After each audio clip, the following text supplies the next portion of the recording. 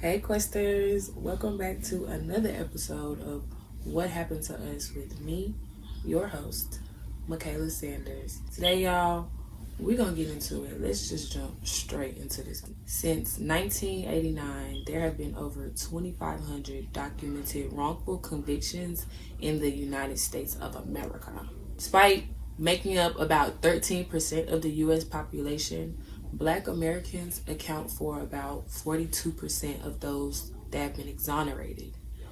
This exposes a system where bias, false confessions, and poor legal representation have contributed to wrongful convictions for centuries. Black Americans have been disproportionately executed, especially during the Jim Crow era, where the death penalty was often used as a tool of racial terror and control. Now, as you can see, I'm wearing my shirt that says Nah by Rosa Parks in 1955. And this right here is my sweat.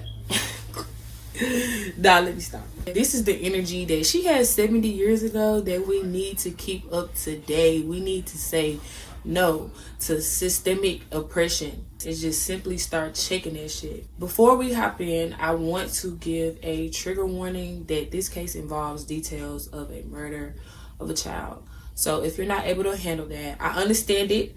Feel free to skip over that part. I'm gonna let you know when it comes. On October 21st, 1929, in the town of Pinewood, South Carolina, George Stinney Jr. was born to George Junius Stinney Sr. and to Amy Brown Stinney. He, his parents, and his siblings, including his older brother Charles Stinney and his younger sisters Catherine Stinney and Amy Stinney, all lived in the same house. In 1944, George Stinney was 14 and he stood 5 feet tall and 1 inch. And he weighed like 95 pounds. And he was described as always being there for his family and loving the mess out there. His family was his life, and he was dedicated to them. During this time, white and black neighborhoods were separated by railroad tracks, which was common for small southern towns at the time, giving segregated schools and churches for white and black residents. There was limited interaction between them, but they all lived in the same area, like nearby. George Jr.'s mother was a cook at an elementary school, and his father worked at the town sawmill. And the family resided in company housing near the railroad tracks in a small home with a chicken coop in a town called Alcolu, about 15-20 miles east from where he was born at in Pinewood. So it's a small working class mill town, pretty much. And they were such a cute little family. Their father took them on circus dates and out to the movies and made sure they spent plenty family time together. George's daily chores included taking their family cow Lizzie out to graze, be watered, and then get put up in the shed for the night. His younger sister, Amy, liked to keep him company, as the two were thick as thieves and she wanted to help him. So she routinely went ahead of George Jr. to run the water a couple minutes early to water the cow. On March 23rd, 1944, 14-year-old George was not quite in high school yet, and on this particular day, he went out to graze, along with his 7-year-old sister, Amy. They were sitting on the railroad tracks waiting on the cow when 2 young white girls who were walking next to their bikes, pushing them past the Stinney's property, approached them, asking them where they could find maypops. Now, this is just a local name for passion flowers. Neither George nor his sister knew where the young girls could find these flowers, and they just quickly moved along, went about their business. Moments later, George and Amy spotted a truck riding down the same road, but they didn't really pay it no mind. That evening, when both young girls failed to return home, a search party was sent to find them. The next day, the bodies of Betty June and Mary Emma were found in a ditch on the African American side of Alcolu. The girls had been beaten with a weapon loosely reported as a piece of blunt metal. Both girls suffered severe blunt force trauma resulting in penetration of their skulls. According to a report by the medical examiner, these wounds had been inflicted by a blunt instrument with a round head about the size of a hammer.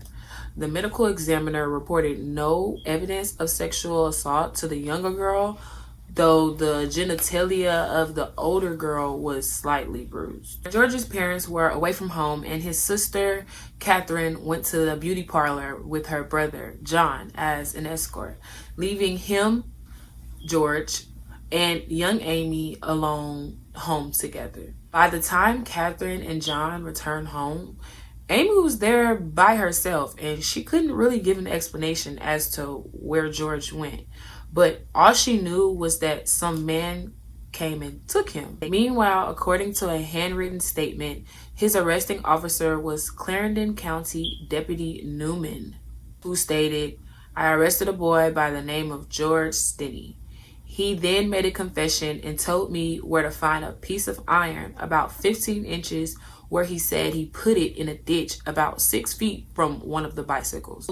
So they done came and picked up this little boy from his house. Nobody but him and his 7-year-old sister at home. Probably didn't even tell his parents that they came and got him. Like, I can't imagine how horrific that could have been. Oh my God. And this is the 1940s, so police really not caring. Like, they really not caring. They can really do whatever they want to do. Following Junior's arrest, his father was fired from his job at the local sawmill, and the Stinney family had to immediately vacate their company housing to go live with the children's grandmother back in Pinewood. The family feared for their safety. Georgie's parents didn't see him again before the trial. He was detained at a jail in Columbia, 50 miles away from Alcolu, due to the risk of lynching. His parents were never given an opportunity to advocate for him, talk to police, nothing. He was questioned alone without his parents or without an attorney. Reportedly, in George's testimony, or should I say testimonies, because there were 2 alleged confessions. In one version, George was attacked by the girls after he tried to help one of them who had fallen in the ditch, and he killed them in self-defense. In the other version, he had followed the girls, first attacking Mary Emma and then Betty June. Now, there is no written record of George's confession apart from Deputy Newman's statement, which, come on now, is already given setup.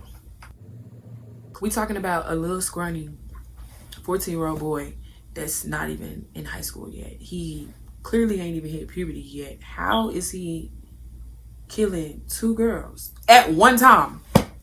Like, I'm just, okay. Although the 6th Amendment guarantees legal counsel, this was not really observed or enforced until the United States Supreme Court's 1963 ruling in the Gideon versus Wainwright case that explicitly required representation during court proceedings. Unfortunately, his parents were not familiar with any of these rights, and police took advantage of that.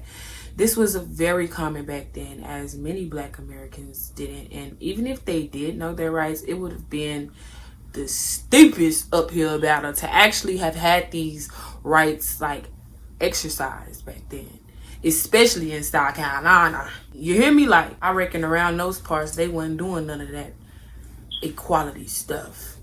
The entire proceeding against George Stinney Jr., including jury selection, took place on April 24th, 1944. So this is just literally 1 month after they claiming this little boy that did this thing to both of these girls. George Jr.'s court-appointed counsel was Charles Plowden, a tax commissioner campaigning for a local office position. Plowden did not challenge the 3 police officers who testified that George confessed that he did those 2 murders, nor did he even try to just simply defend Georgie. He also did not challenge the prosecution's presentation of the 2 differing versions of his alleged verbal confession. Other than the testimony of the 3 police officers at trial, prosecutors called 3 witnesses: Reverend Francis Batson, which is the person who discovered the body of the 2 girls,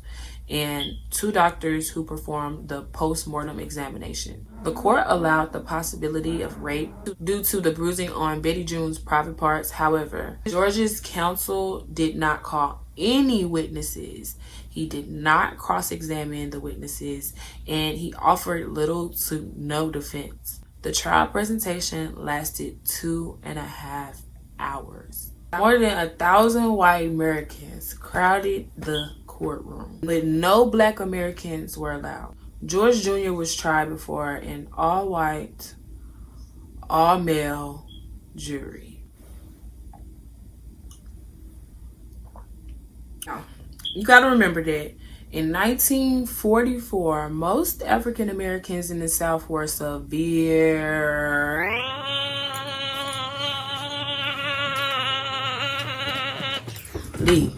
disenfranchised, meaning deprived of fundamental rights like voting, owning houses, and such.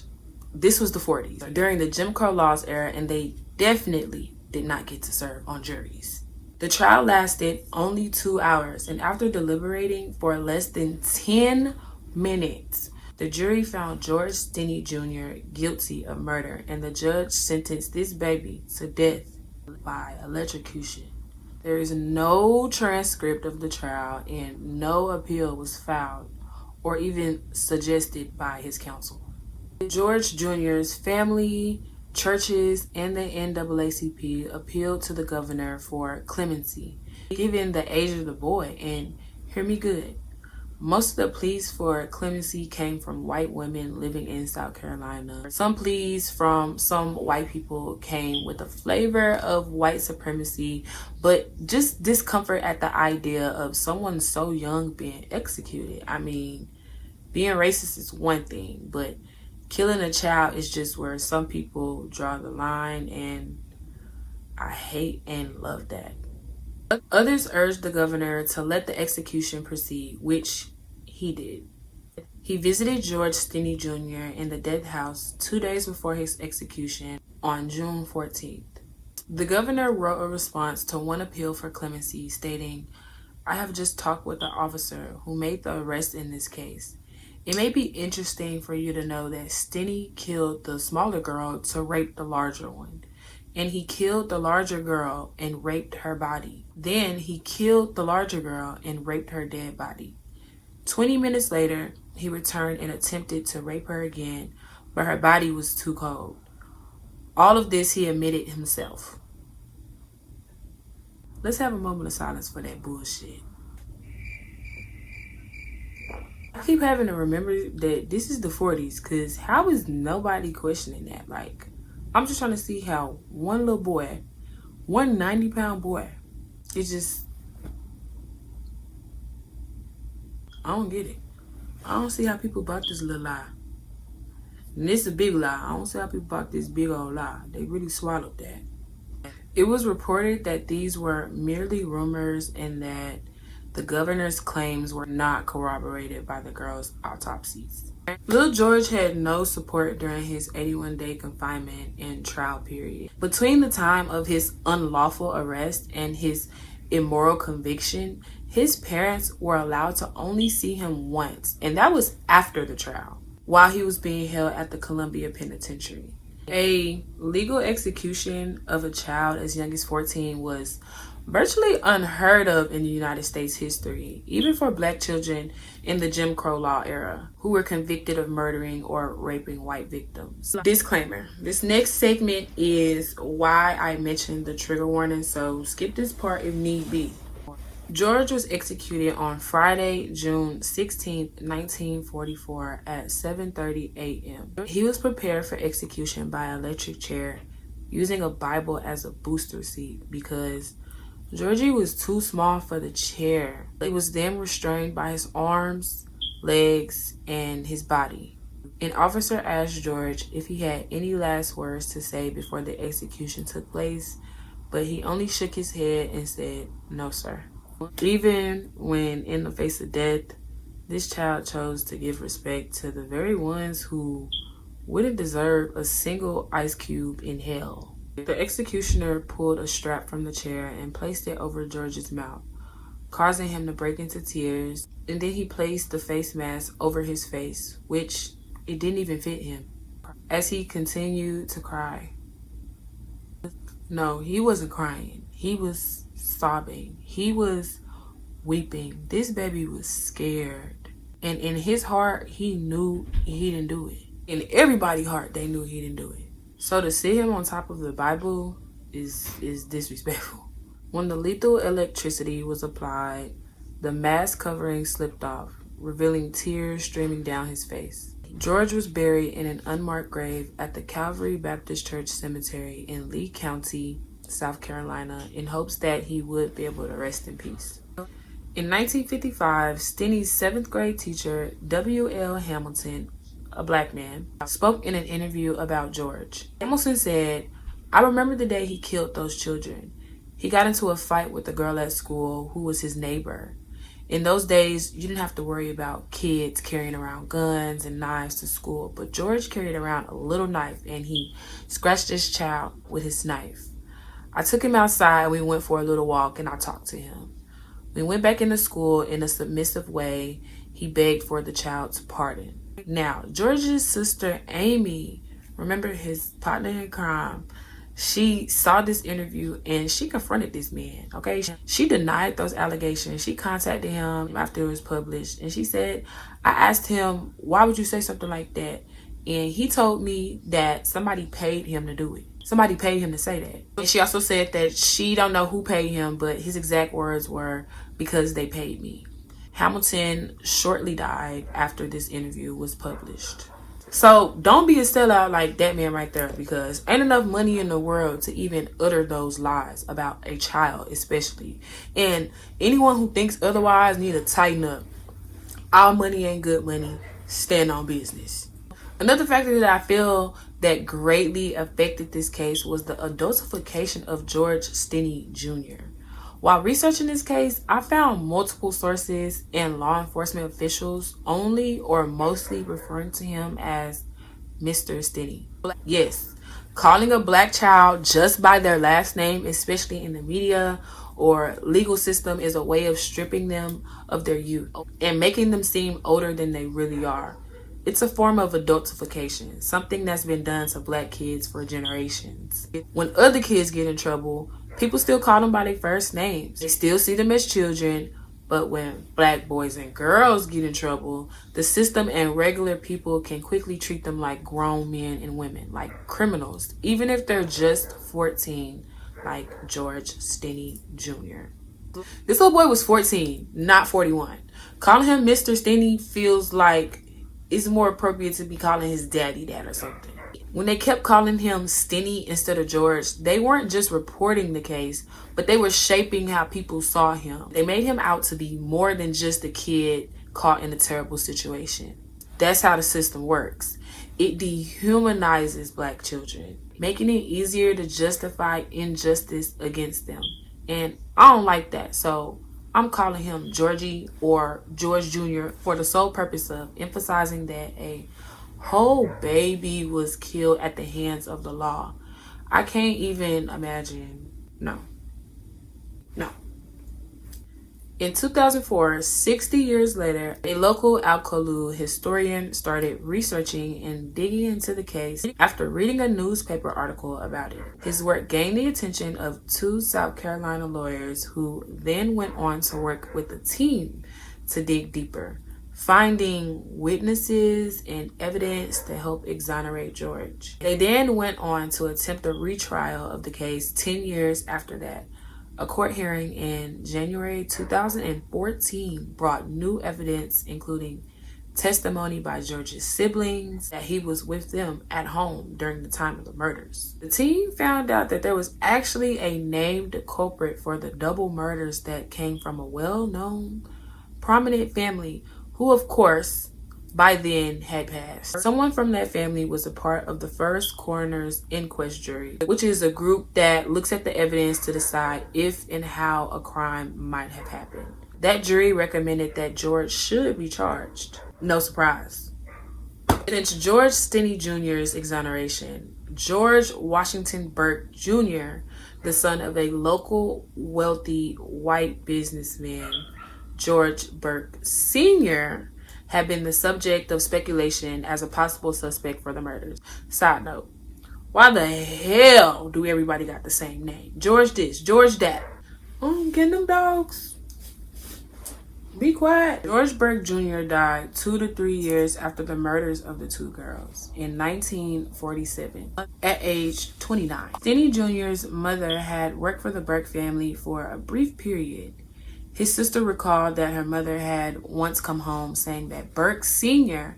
had made advances at her and their father had warned their mother to no longer go back. Stinney Jr.'s sister claimed to have heard the Burke boys had framed their brother because their mother didn't want to give it up. See, Burke Sr. conducted an initial search for the girls, and he was the owner of the territory behind the Green Hill Baptist Church where the girls' bodies were found, and also where the Stinney family attended church in Akolu. He was also the foreman, which was the leader or the spokesperson of the grand jury that indicted George, and has been accused of helping steer the blame off of his own son onto young George Jr., which he completely had the ability to do.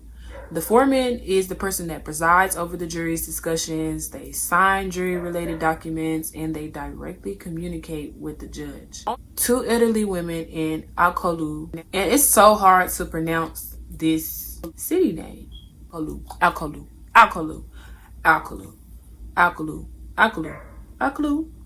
Girl, it's just Akolu. Okay, yeah, I got it. Two elderly women in Akolu recalled that Burke Jr. was known as a womanizer and for committing theft and getting away with it. Another Caucasian woman in Akolu that grew up close to the Stinneys, according to her, George Burke Jr.'s son, Wayne Burke, told her that his grandmother had told him that his father had picked the girls up in his lumber truck by her house on that day of the girls' murder. Amy Stinney, George's sister, had previously recalled that after the two girls had asked about maypop flowers, a lumber truck drove down the road. Lawyers for the Stinney family have stated that there have been rumors of a deathbed confession to the murders by a member of a prominent white family.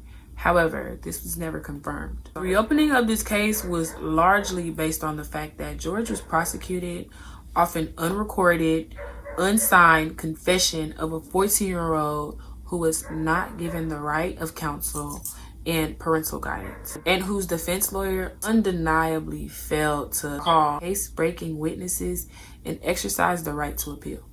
Additionally, an affidavit stating that the person who found the girls and pulled them from the water-filled ditch did not see much blood in or around the ditch, suggesting that the girls were most likely killed somewhere else and then dumped there. Which I never saw a 14-year-old pre-pubescent, 100 pounds, soaking wet in jeans and boots, little boy be able to tote two dead bodies around with no help, without being seen or without being gone too long from his family to cause suspicion.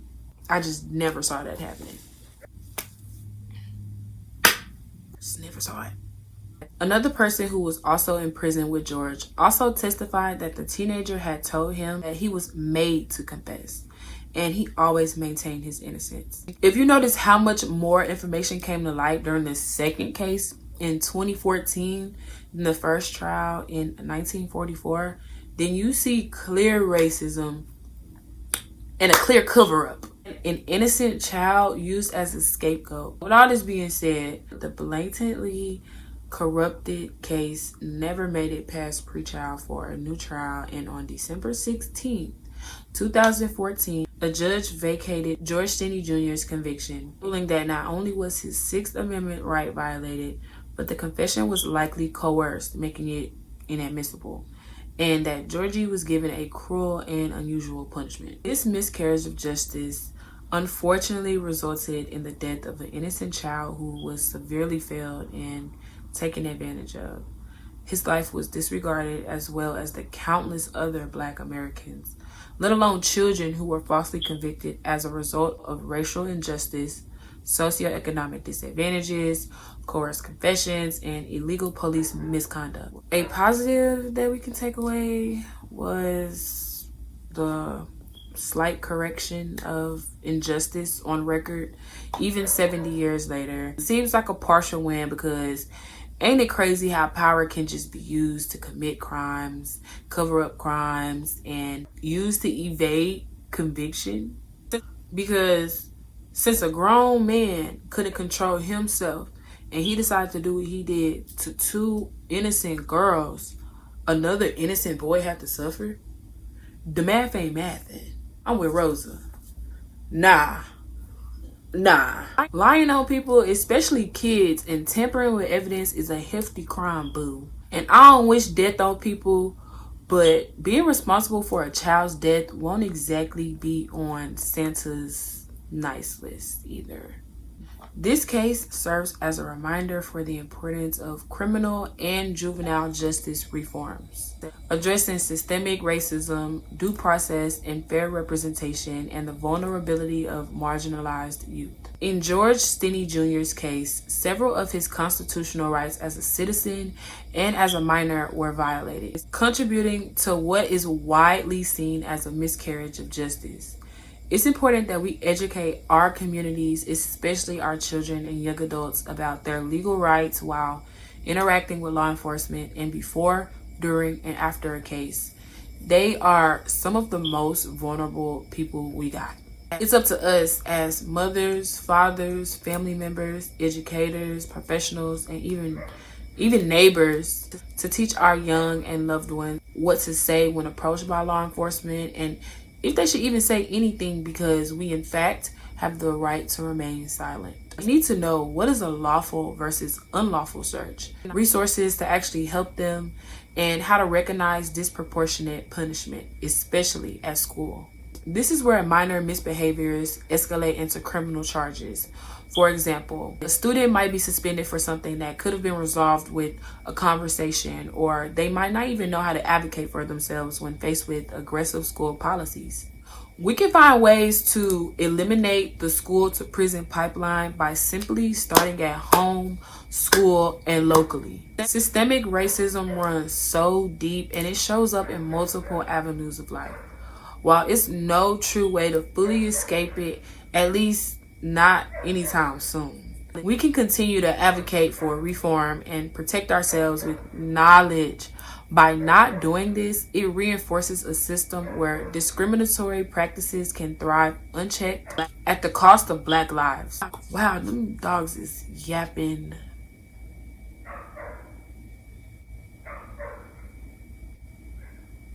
What time is it?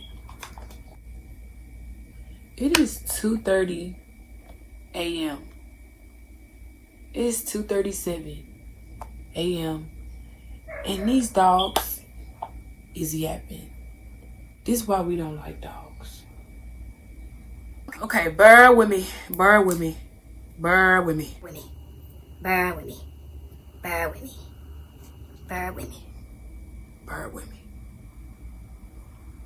To be clear, the rights violated include the right to due process. George was denied a fair trial. His case was rushed and many basic legal procedures were not followed, undermining the fairness required by the Due Process Clause of the 14th Amendment. Boom, that was one. Two, the right to adequate legal representation. As a minor, first of all, he shouldn't even got picked up without no parent in sight. Okay, that's number one. Number two, as a 14-year-old, he did not receive the proper legal support that he needed. His parents were continuously denied access to him. His court-appointed attorney offered little defense, which is a violation of his 6th Amendment, the right to counsel. 3, the protection against coerced confessions. The confession attributed to Georgie was forcefully obtained against his will, and without the proper safeguards, such as the presence of a parent or a legal representative. This violated his 5th Amendment, the right against self-incrimination. The trial's environment was deeply biased. He had an all-white, all-male jury.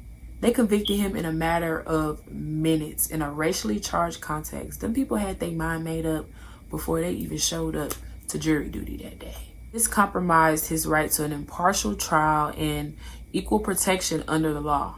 George Stinney Jr.'s story is a haunting reminder of the deep injustices that have plagued the American legal system, particularly against Black children. His wrongful conviction and execution at just 14 years old illustrate how systemic racism, a lack of due process, and coerced confessions have long been used to uphold a biased system. While his exoneration came too late to save his life, it serves as a powerful lesson on the importance of legal representation, judicial reform, and a fight against racial injustice. As we reflect on this case, we must remember that justice delayed is justice denied.